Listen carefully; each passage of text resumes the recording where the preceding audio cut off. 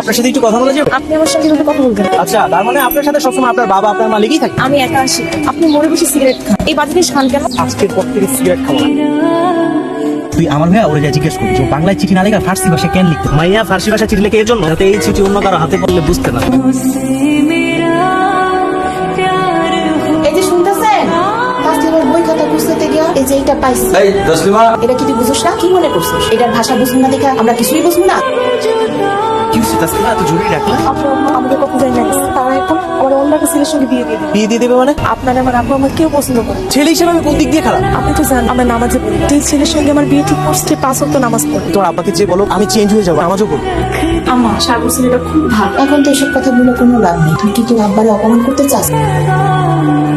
কেমন আছো? বাপের বাড়িতে বেড়াতে আসলে কালকে আসছি, মানুষের কাছে এখন অনেক প্রশংসা শুনি। খুব কাছের একজন মানুষকে কথা দিয়েছিলাম তো।